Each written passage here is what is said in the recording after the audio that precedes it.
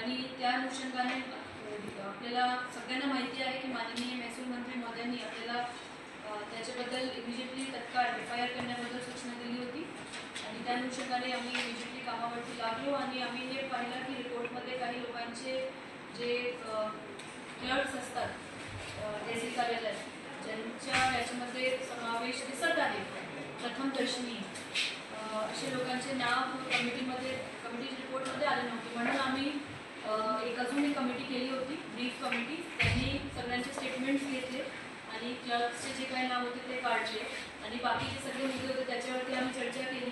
तिथे जे काही कम्प्युटर्स वापरले गेले होते सगळी गोष्टी करताना असे 13 कम्प्युटरसुद्धा आम्ही जप्त केलेले आहेत, ते आता पोलीसकडे आम्ही देत आहोत आणि याच्यामध्ये आता पुढील चौकशी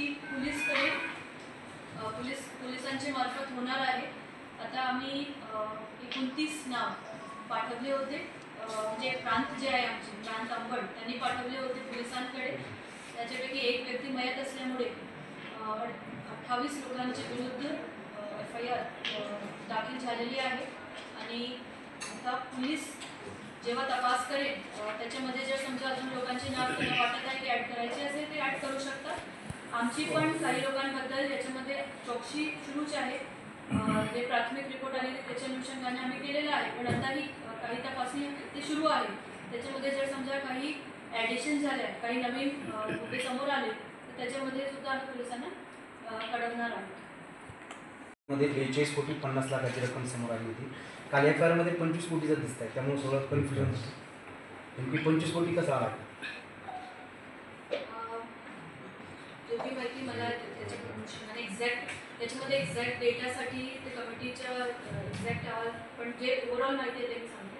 त्याच्यामध्ये जे गोष्टी झालेली आहे, जे अपहार झाले आहेत त्याचे 2 प्रकारचे अपहार आहेत. एक आहे की ज्याच्यामध्ये 8 मध्ये लोकांचे नाव, खातेदारांचे नाव नव्हते आणि ते खातेदार दाखवून म्हणजे ते बाहेरगावीचे आहे आणि त्यांच्या नावावरती अनुदान देण्यात आलं. आणि दुसरा प्रकार आहे जिथे दोबार अनुदान देण्यात आलं. तर जे दोबार अनुदानचे प्रकरण आहे त्याच्यामध्ये पोर्टल टेक्निकल इश्यूजच्या पण समोर येत आहे.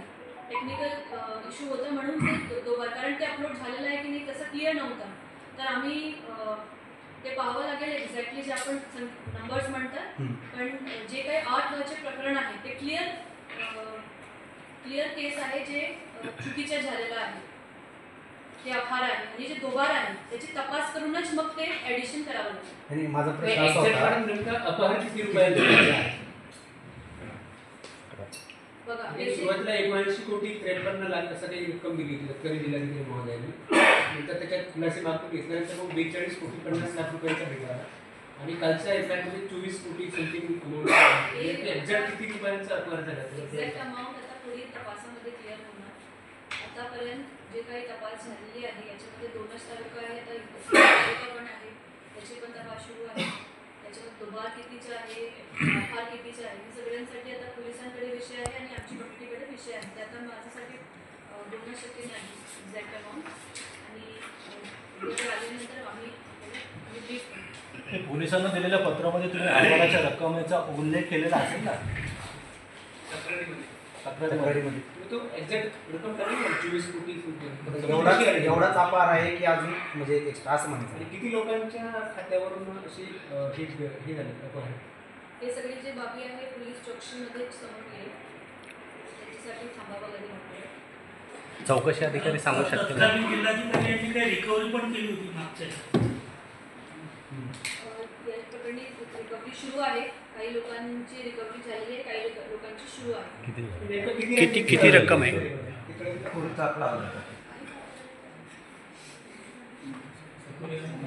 आहे ना मागची रिकव्हरी त्यावेळेस काही 5 कोटी समथिंग काही सांगितलं, चौकशी 5 कोटी जास्त सांगितलं.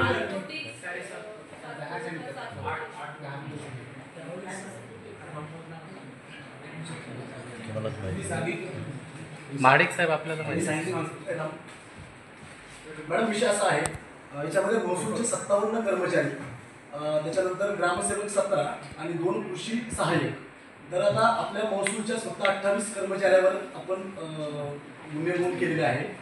तर ज्यावेळेस आम्ही आपल्याला विचारतो किंवा अगदी साहेबांना विचारतो त्यावेळेस ग्रामसेवक असेल किंवा महसूल सहाय्यक असेल तर त्यांच्यावर गुन्हे कोण दाखल करणार, म्हणजे आपण करणार की त्यांच्या डिपार्टमेंट अंतर्गत गुन्हे दाखल होणार? कारण दोषीला त्यांना ठरवलं तर 1976 लोक या सगळ्या प्रकरणामध्ये दोषी आहेत असं प्रशासनच म्हणत आहे. ते जे रिपोर्ट होती प्राथमिक होती, त्याच्यानंतर काही लोकांनी जेव्हा हे पब्लिश झाले तेव्हा काही लोकांचे अशी सूचना होती की त्यांनी ते गावाचं काम केलेलं नाही.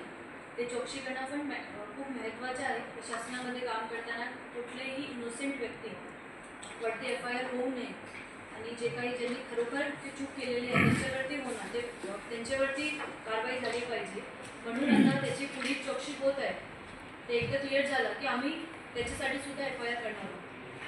आणि जी नावं आली होती ही चौकशी अंती आलेली नावं होती आणि ती तुम्ही प्रशासनानं दिली नावं आहे की बाकीच्या लोकांची?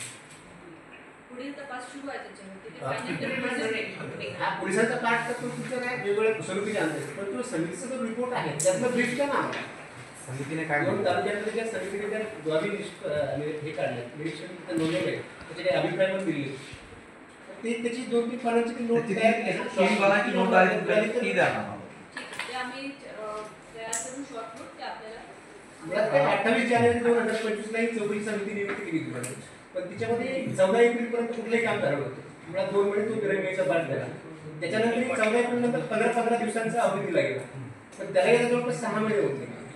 म्हणजे ही समिती दिरांगाई करते का असं काय नाही. अजूनही 6 तालुके बाकी आहेत. हे काम कधीपर्यंत अपेक्षित आहे? त्याला काही निर्णय घेणार आहात का? कमिटीसोबत माझं बोलणं झालं आहे की ॲक्च्युली याच्यामध्ये काय आहे, खूप कॉम्प्लिकेटेड काही गोष्टी आहेत. असं खूप सोपा नाही आहे. आणि त्याच्यामध्ये काय आहे, महसूल विभागाचे भरपूर काम सुरू आहे. आपल्याकडे काय कमिटी जे आहे ते आपलेच अधिकारी, आपले कर्मचारी आहे. म्हणून खूप काम भरपूर काम पण सुरू आहे. त्याच्यासोबतच हे काम करणं अपेक्षित आहे. आणि याच्यामध्ये सुद्धा भरपूर कॉम्प्लिकेशन्स आहे वेगवेगळ्या प्रकारचे.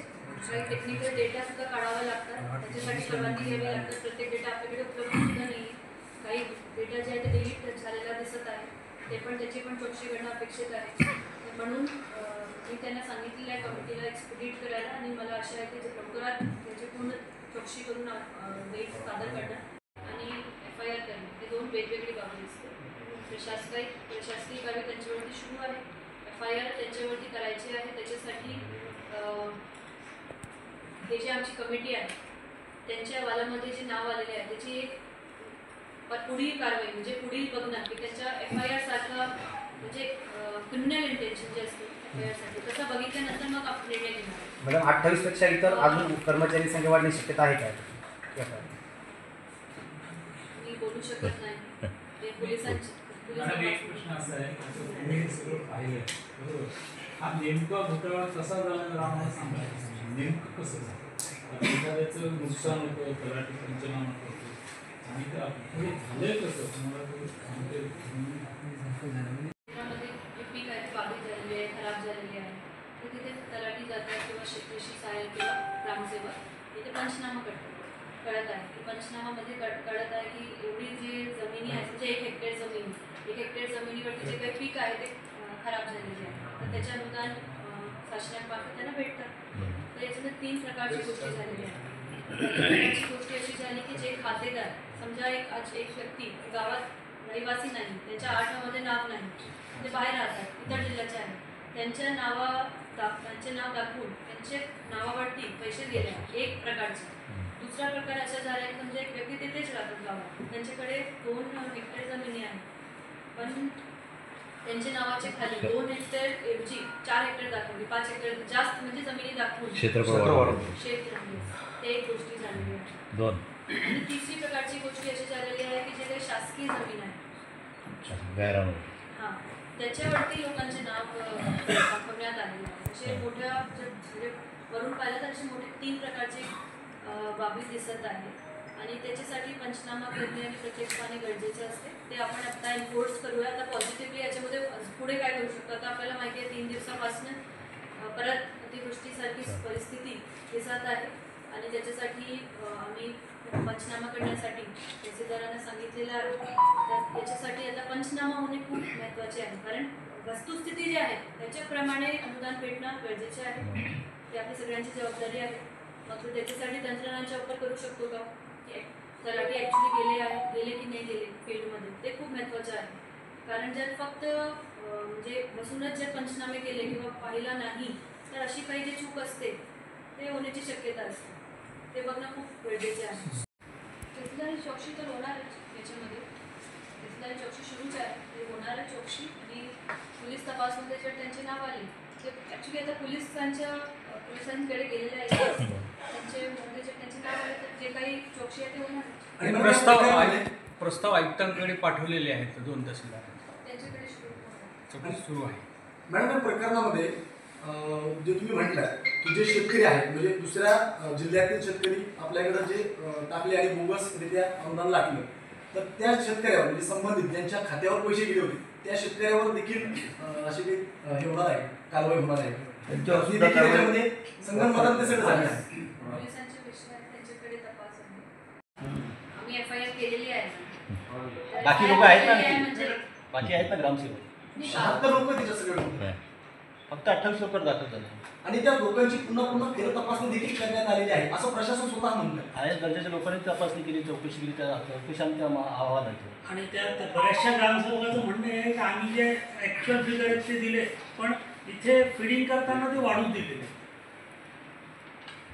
म्हणूनच जे क्लर्क्स आहेत त्यांची नाव आम्ही ॲड केलेली आहे.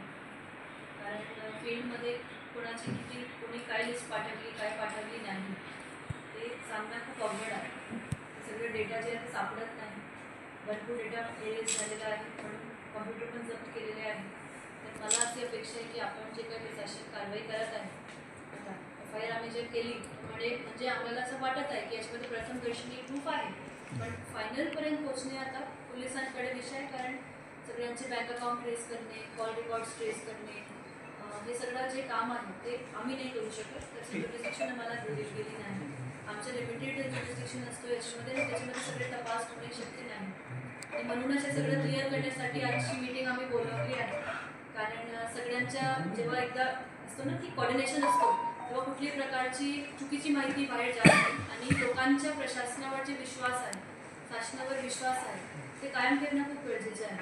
कारण ठीक आहे, काही लोक चूक जे करत आहेत त्यांच्यावरती कारवाई करणं महत्त्वाचं आहे त्यांच्यावरती, पण पॉझिटिव्हली आता यापुढे फ्युचरिस्टिक काय करू शकतो ते पण आपण बघू. आपले काही सुझाव असेल तर ते पण आम्हाला कळवा की हे सगळं, कारण आपल्याकडून सुझाव पण खूप महत्त्वाचे आहे आमच्यासाठी. 470 हेक्टर बाधित झाल्याचे दिसत आहे. आता 470 हेक्टर 470. आता याच्यामध्ये तहसीलदारांना पंचनामे करण्यासाठी सांगितलेलं आहे. लवकरच आम्हाला सगळी माहिती मिळेल. प्राथमिक चौकशी केल्यानंतर जे काही पीक बाधित झालेले आहे त्याचे आम्हाला काही फोटोज वगैरे प्राप्त झालेले आहेत. ते कारवाई सुरू केलेली आहे. जानवरांचा विषय आहे, चांदीचा विषय आहे. तर जानवरांमध्ये मोठे जानवर 35, छोटे जानवर, लहान जानवर 3, असे एकूण 38 जानवर जे आहेत त्यांच्या मोबदला जे काही आहे त्यांचे जे पशुपालक आहेत त्यांना आम्ही देणार आहोत. त्याच्यासोबतच जीवन हानीमध्ये आपल्याला माहिती आहे की एक व्यक्ती जे आहे त्यांची काल गंजावर गेला, त्यांची आता प्रक्रिया सुरू केलेली आहे. प्रक्रिया पूर्ण केल्यानंतर जे काही मोबदला आहे त्यांचे जे काही नातेवाईक आहेत त्यांचे